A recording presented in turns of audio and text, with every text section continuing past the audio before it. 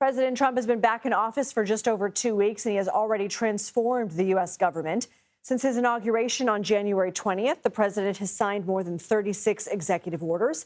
His administration has also ramped up ICE raids and migrant arrests, fired hundreds of federal employees, overhauled foreign aid, and implemented hefty tariffs on the United States' three largest trading partners, Mexico, Canada, and China. The tariffs, of course, on Mexico and Canada are on pause for the next month. But the president's moves have some lawmakers and government workers wondering whether all of this is legal.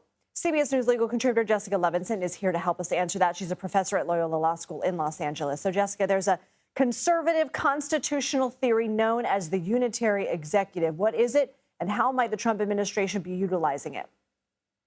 Well, it's the idea that the president is ultimately the one who has complete authority over the executive branch.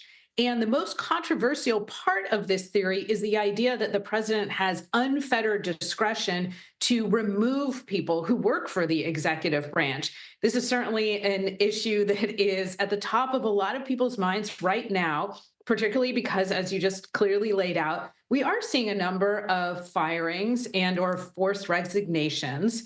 And the theory extends beyond just firing to issues like giving the president maximum authority without congressional interference to take care to faithfully execute the laws.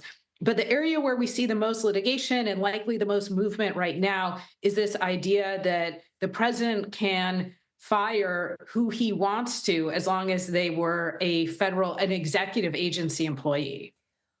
I want to dive into this further, but first off, how has the Supreme Court recently paved the way for this expansion of presidential powers?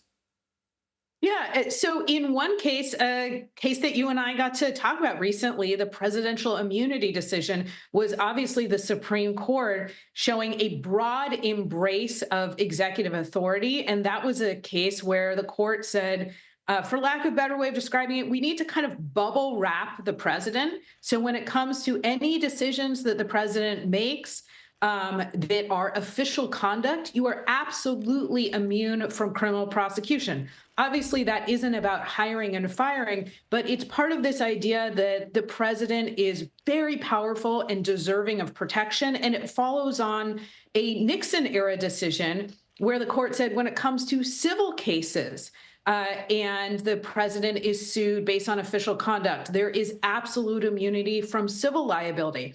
Another recent case dealt with the Consumer Financial Protection Bureau, where the court, back to hiring and firing, said that part of how the Consumer Financial Protection Bureau was structured, and specifically how the director could only be removed for cause, that actually violated the Constitution because the president, as head of the executive branch, should be able to more easily remove that director.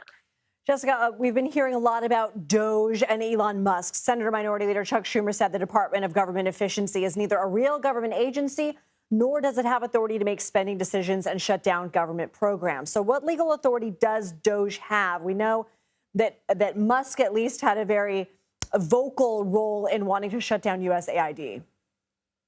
Well, I think that's right. Vocal role. And what we've heard from President Trump, my interpretation is that he is getting recommendations from Elon Musk and the DOGE. But there is and or should be an understanding that the DOGE and Elon Musk cannot say, we are now going to fold USAID into the State Department, for instance. There are a lot of concerns about the amount of, or I should say, there's some concerns about the amount of access that DOGE has to financial information and potentially other sensitive information. But in terms of that department's ability to say, we are now reorganizing the executive branch, that's really not a decision they can make. And frankly, the bigger legal question is, can President Trump, by executive order, do things like try and reorganize USAID? I think there are some statutes that might stand in the way of his ability to do so. All right, Jessica Levinson, we appreciate you. Thank you.